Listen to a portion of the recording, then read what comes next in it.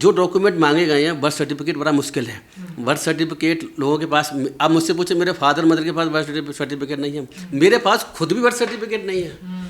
मैं जज रहा हूँ, मतलब मेरी क्वालिफिकेशन आप देखिए, मैं LLM भी कर रखी है, मतलब लेकिन उसके बावजूद भी मेरे पास खुद बर्थ सर्टिफिकेट नहीं है। अब मैं अपनी अगर बर्थ प्रूव करूँगा तो मैं हाई स्कूल की मार्कशीट से प्रूव करूँगा। तो जब जज के जो है दिल्ली में जज रहा है उसके पास सर्टिफिकेट नहीं है, तो आप लोगों से जो बेचारे गरीब हैं, मजदूर हैं, या कम पढ़े लिखे लोग हैं, या छोटे मोटे लोग हैं, तो उनसे आप कैसे एक्सपेक्ट करते हैं बर्थ सर्टिफिकेट और बाकी और डॉक्यूमेंट्स, पासपोर्ट वगैरह वो लेकर के आ सकते हैं? ये संभव ही नहीं है, बहुत कम संभावना है। कि मुझे तो ऐसा लगता है कि अगर, क्योंकि इस सरकार की मंशा, इलेक्शन कमीशन की मंशा डाउटफुल है, हिडन एजेंडा है इसमें। हिडन एजेंडा हमारे हिसाब से ये है कि किसी तरीके से मुस्लिमों को, दलितों को, ऐसे दलित और ऐसे मुस्लिम, ऐसे लोग जो बीजेपी को वोट नहीं करते हैं, तो उन लोगों को किसी तरीके से वोटर लिस्ट से नाम गायब करा करके और फिर बीजेपी बिहार में अच्छी तरह से जीत सके, ऐसा मुझे लगता है। और इसके पीछे कोई सोची समझी रणनीति, एक हिडन एजेंडा है सरकार का, इलेक्शन कमीशन का, और उस एजेंडे के तहत ये लोग काम कर रहे हैं। और निश्चित रूप से वोटर्स, लाखों नहीं करोड़ लोग वोटर्स, हमें उम्मीद है कि इसमें से ये वोट देने से वंचित रह जाएंगे, लिस्ट में नहीं आएंगे। विपक्ष के जो आरोप हैं इस स्पेशल इंटेंसिव रिवीजन, जिसको SIR सर भी कहा जा रहा है, वो बिल्कुल ठीक है हमारे हिसाब से, और विपक्ष के आरोप बिल्कुल ठीक है, और विपक्ष ने इसीलिए सुप्रीम कोर्ट में पिटीशन ही फाइल कर रखी है। हमें ऐसा लगता है कि इनका जो इलेक्शन कमीशन नहीं कर रहा इस काम को मोदी जी करवा रहे हैं। इलेक्शन कमीशन जो है इंडिपेंडेंटली काम करना चाहिए, संवैधानिक बॉडी है, लेकिन वो इंडिपेंडेंटली फ्री और फेयर इलेक्शन कराने के लिए काम नहीं कर रहा। हमें ऐसा लगता है कि लाखों नहीं करोड़ों लोगों को डिसइनफ्रेंचाइज करने के लिए, वोटर्स लिस्ट से हटाने के लिए शायद ये काम इलेक्शन कमीशन के थ्रू करवाया जा रहा है। देखिए, अब इतना कम समय बचा है इलेक्शन में, इतनी जल्दी इलेक्शन से पहले 5 महीने पहले, 3-4 महीने पहले ये काम नहीं कराना चाहिए था। करवाना चाहिए था तो बहुत पहले करा सकते थे। 5 साल पहले बचे थे इलेक्शन बिहार के इलेक्शन अक्टूबर-नवंबर में होने की संभावना है। तो ऐसी स्थिति में विपक्ष के आरोप बिल्कुल ठीक हैं, इसमें कोई शक नहीं है। और हमें ऐसा लगता है कि ये NRC का एक तरीके से अल्टरनेटिव है, ये जो SIR जो उन्होंने शुरू करी है, स्पेशल इंटेंसिव रिवीजन बिहार में, कि ये चाहते हैं कि जो लोग, क्योंकि NRC ये लोग कर नहीं पाए, तो NRC के बदले पूरे इंडिया में भी शायद ये लागू करेंगे, ऐसा मैंने अखबार में पढ़ा है। अभी बिहार में ये SIR चल रहा है, पूरे देश में लागू भी करेंगे। और इनका पर्पस यही है कि किसी तरीके से मुस्लिम लोग जो है ख़ास तौर से, या दलित लोग, या जो इलिटरेट लोग हैं बेचारे, या गरीब लोग हैं, जो माइग्रेंट्स लेबर्स हैं, वहाँ कम रहते हैं बिहार में, तो उनको किसी तरीके से वोट देने के अधिकार से वंचित किया जाए, ऐसा मुझे लगता है। और इसके पीछे कोई सोची समझी रणनीति, एक हिडन एजेंडा है सरकार का, इलेक्शन कमीशन का, और उस एजेंडे के तहत ये लोग काम कर रहे हैं। और निश्चित रूप से वोटर्स, लाखों नहीं करोड़ लोग वोटर्स, हमें उम्मीद है कि इसमें से ये वोट देने से वंचित रह जाएंगे, लिस्ट में नहीं आएंगे। क्यों नहीं आएंगे सर लिस्ट में? डॉक्यूमेंट्स नहीं है? हाँ, देखो 11 डॉक्यूमेंट्स मांगे गए हैं। 11 डॉक्यूमेंट्स में आधार कार्ड नहीं है, उसमें राशन कार्ड भी नहीं है 11 डॉक्यूमेंट के लिस्ट में। तो जो डॉक्यूमेंट मांगे गए हैं, बर्थ सर्टिफिकेट बड़ा मुश्किल है। बर्थ सर्टिफिकेट लोगों के पास, आप मुझसे पूछे मेरे फादर मदर के पास बर्थ सर्टिफिकेट नहीं है, मेरे पास खुद भी बर्थ सर्टिफिकेट नहीं है। मैं जज रहा हूँ, मतलब मेरी क्वालिफिकेशन आप देखिए, मैं LLM भी कर रखी है, मतलब लेकिन उसके बावजूद भी मेरे पास खुद बर्थ सर्टिफिकेट नहीं है। अब मैं अपनी अगर बर्थ प्रूव करूँगा तो मैं हाई स्कूल की मार्कशीट से प्रूव करूँगा। तो जब जज के जो है दिल्ली में जज रहा है उसके पास सर्टिफिकेट नहीं है, तो आप लोगों से जो बेचारे गरीब हैं, मजदूर हैं, या कम पढ़े लिखे लोग हैं, या छोटे मोटे लोग हैं, तो उनसे आप कैसे एक्सपेक्ट करते हैं बर्थ सर्टिफिकेट और बाकी और डॉक्यूमेंट्स, पासपोर्ट वगैरह वो लेकर के आ सकते हैं? ये संभव ही नहीं है, बहुत कम संभावना है। कि मुझे तो ऐसा लगता है कि अगर, क्योंकि इस सरकार की मंशा, इलेक्शन कमीशन की मंशा डाउटफुल है, हिडन एजेंडा है इसमें। हिडन एजेंडा हमारे हिसाब से ये है कि किसी तरीके से मुस्लिमों को, दलितों को, ऐसे दलित और ऐसे मुस्लिम, ऐसे लोग जो बीजेपी को वोट नहीं करते हैं, तो उन लोगों को किसी तरीके से वोटर लिस्ट से नाम गायब करा करके और फिर बीजेपी बिहार में अच्छी तरह से जीत सके। चुनाव आयोग को क्या ऐसा पता होगा कि ये कौन लोग हैं? क्या सरकार है इसके पीछे? चुनाव आयोग के पीछे पूरी तरह सरकार है। सरकार के कहने पर ये चुनाव आयोग काम कर रहा है।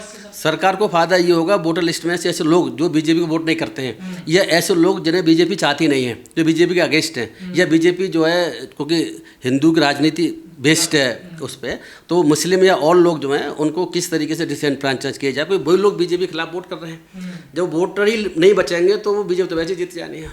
वैसे तो चुनाव की साख जाएगी सर, देखिए बिल्कुल जाएगी और जाएगी। चुनाव की साख तो लंबे समय से डाउटफुल है ही। आप देख रहे हैं इलेक्शन कमीशन और फ्री और फेयर इलेक्शन क्या हो रहे हैं देश में, ये लंबे समय से जो है विवाद चल रहा है। और मुझे लगता है कि आज के समय में ये बड़ी चिंता की विषय है कि ऐसे जो इलेक्शन जो करा रहा है फ्री एंड फेयर इलेक्शन नहीं हो पा रहे। इसके बाद में जो स्पेशल इंटेंसिव रिवीजन, इसे हिंदी में बोलते हैं विशेष गहन पुनरीक्षण, गहन नॉट सिंपल, विशेष गहन पुनरीक्षण। उस गहन पुनरीक्षण का मतलब ये है बारीकी से। अब इसमें आप देखिए कि वो सिटीजनशिप को भी देख रहे हैं, नागरिकता कंसेप्ट भी इसमें है। तो अगर वोटर लिस्ट में आने का और ना आने का सवाल से बड़ा सवाल है इसमें, क्या वो लोग लिस्ट में नहीं आ पाए हैं इस SIR के बाद में, क्या वो लोग देश के नागरिक भी माने जाएंगे नहीं माने जाएंगे, ये सवाल है। और देश के अगर नागरिक मानना नहीं जाएंगे तो उनको कहाँ भेजेंगे बताइए। अब ये सोचिए, इसके पीछे मुझे लगता है कि बीजेपी की और भारत सरकार की एक बहुत बड़ी सोच समझी रणनीति है, जिसको इलेक्शन कमीशन के थ्रू ये लागू कराना चाह रहे हैं कि यहाँ से देश से बहुत से लोगों को, और बिहार में जैसे कि मेरे ख्याल से 8 करोड़ के आसपास वोटर्स हैं, 8 करोड़ के आसपास वोटर्स हैं। और इतने वोटर्स का इतने कम समय में, अब देखो जुलाई तक उन्होंने लास्ट डेट रखी हुई है। और जुलाई डेट कौन सी है, 27 से 24 जुलाई है, ये है 25 जुलाई तक जो है वो फॉर्म सबमिट करने होंगे। अब इलेक्शन कमीशन ये कह रहा है कि जो हमने BLO या कौन को लगा रखे हैं ऑफिसर्स, वो वहाँ पे फॉर्म दे रहे हैं, सबमिट कर रहे हैं, समझा रहे हैं। लेकिन जो लोग वहाँ पर रहते ही नहीं हैं, जो लोग वहाँ से चले गए हैं और बाद में आते जाते रहते हैं, जो माइग्रेंट लेबर्स है, उन लोगों को जो है वो पता भी नहीं चलेगा कि चल क्या रहा है। और इलेक्शन कमीशन ये भी कह रहा है अपने तर्क के बेसिस पे कि भाई ऑनलाइन भर सकते हैं, तो ऑनलाइन लोग गरीब जानते कितने हैं। ऑनलाइन अगर कहेंगे तो मुझसे भरना भी शायद मुश्किल हो जाए। ऑनलाइन फॉर्म भरना इतना आसान नहीं है, डॉक्यूमेंट अपलोड करना भी आसान नहीं है। मैं भी अपने डॉक्यूमेंट अपलोड कराता हूँ तो बच्चों से शुरू करवाता हूँ बहुत सी चीज़ों के संबंध में। तो डॉक्यूमेंट का अपलोडेशन, उसकी कितनी GB का होगा, कितना अपलोड होगा, वो बहुत टेक्निकल काम है। तो ये आम लोगों के लिए संभव नहीं है। और बिहार जैसे राज्य में जहाँ गरीबी बहुत ज़्यादा है और इलिटरेसी भी काफ़ी ज़्यादा है, तो वो संभव नहीं है गरीब लोग इतने कम समय से कर सकें। लेकिन अगर वो कर भी लें, मुझे उससे आगे एक संभावना ऐसा लगती है कि जो मुझे हिडन एजेंडा लगता है कि डॉक्यूमेंट जो दिए गए हैं, आपको कैसे पता चलेगा डॉक्यूमेंट क्या दिए गए हैं। कल एक बड़ा आंदोलन भी है बिहार में, देखिए सर। ठीक है, बिल्कुल ठीक बात है, बड़ा आंदोलन है और आंदोलन होने भी चाहिए, क्योंकि ये सरकार जिस तरीके से लोगों के इलेक्शन और लोकतंत्र पर खतरा है, ये जो जब फ्री फेयर इलेक्शन नहीं तो जब होंगे जब जो है लोग वोट दे पाएंगे। या तो वोट देने पर ही आपत्ति है, या तो वोट ना दे पाएँ, इसकी शायद ये कवायद चल रही है भारत सरकार की इलेक्शन कमीशन की कॉन्स्पिरेसी के तहत।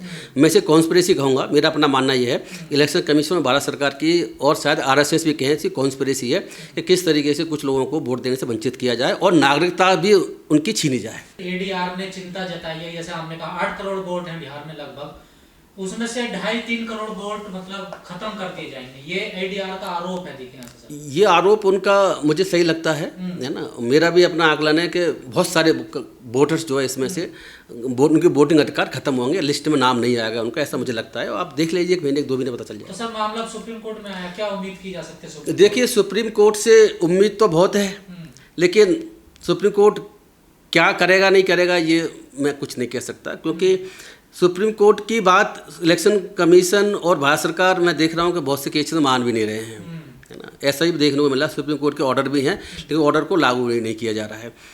जैसे कि मैं बता दूं आपको कि अब सरकार और वैसे बहुत से लोग हैं जो ये कह रहे हैं कि धर्मनिरपेक्षता शब्द और वो शब्द प्रियम्बल में गलत हैं। सुप्रीम कोर्ट कह चुका है सही है, फिर भी नहीं मान रहे हैं।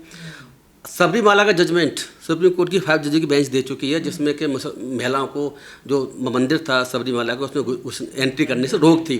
सुप्रीम कोर्ट कह चुका है कि नहीं, ये तो रोक जो है अनकॉन्स्टिट्यूशनल है, वुमेन्स के और संवैधानिक अधिकारों के अगेंस्ट है, संविधान के बेसिक स्ट्रक्चर के अगेंस्ट है सुप्रीम कोर्ट। लेकिन उसके बावजूद भी जो है सरकार से मानने को तैयार नहीं, और रिव्यू पिटीशन फाइल कर रखी, वो चल रही है अभी सुप्रीम कोर्ट के अंदर।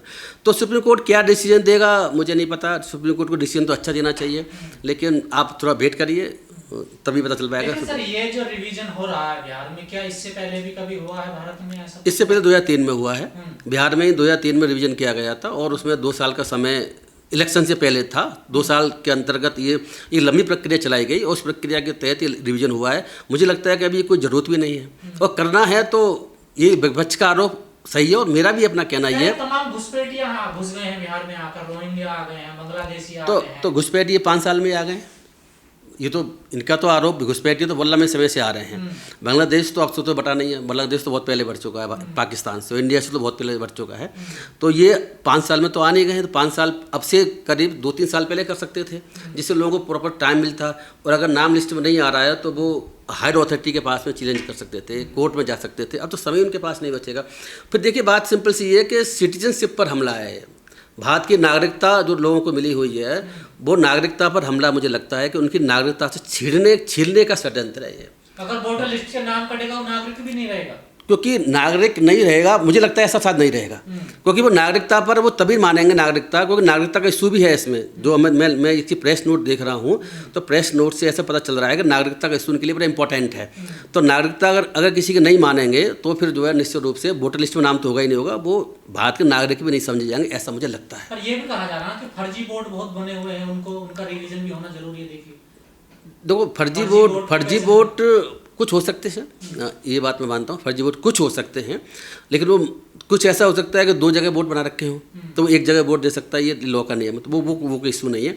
लेकिन ऐसा ना होगा फर्जी वोट की आड़ में करोड़ों लोगों को जो लीगल उनके अधिकार हैं, जो वोट देने का अधिकार है, वोटर्स बनने का अधिकार है संवैधानिक, उसको कहीं खत्म ना करते, इसकी संभावना नजर आती है मुझे। सर आप SC ST OBC माइनॉरिटी की लड़ाई हमेशा लड़ते हैं, ये कहा जा रहा है कि सबसे ज्यादा इसमें अगर खतरा है किसी को तो वो SC ST दलित समुदाय को सबसे ज्यादा खतरा है, क्योंकि बिहार में बाढ़ बहुत आती है और उनके पास कागज नहीं है। बिल्कुल ठीक बात है।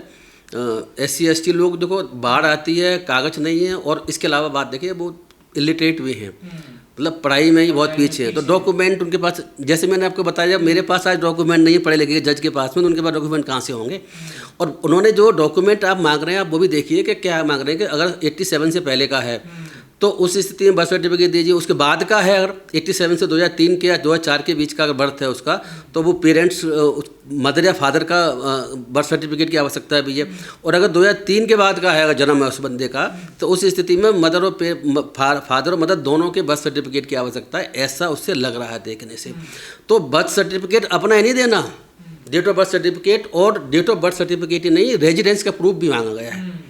दोनों चीज़ मांगी गई हैं, दोनों चीज़ फादर की भी मदर की भी बड़ा मुश्किल काम है मेरे हिसाब से। पहले तो बच्चे घर पे पैदा, कहाँ से बर्थ सर्टिफिकेट मिल ही नहीं सकता, संभव ही नहीं। जैसे मुझे कहीं आंकड़ा मिला था, शायद मतलब 10-12% भी नहीं है बर्थ सर्टिफिकेट देश में अब तक, वो तो भारत सरकार का आंकड़ा है।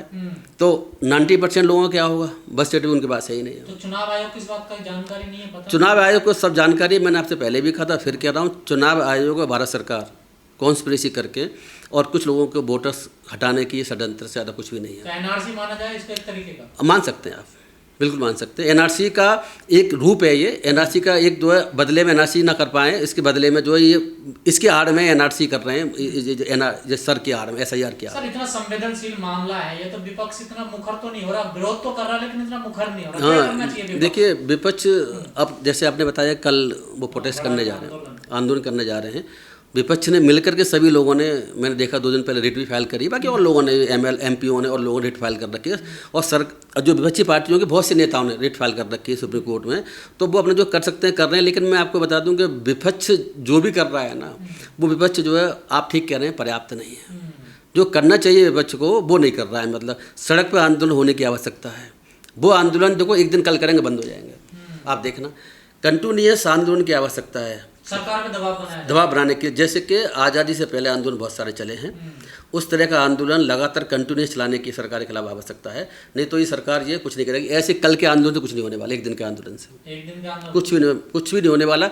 आप देख किसान लंबे समय तक बैठे रहे, कुछ भी नहीं हुआ, कुछ भी नहीं किया। नो डाउट बाद में उन्होंने बिल वापस लिया, बाद दोबारा जो प्रॉब्लम आई है, वैसे बहुत सारे इशूज है जिस पर सरकार कुछ भी नहीं कर रही है।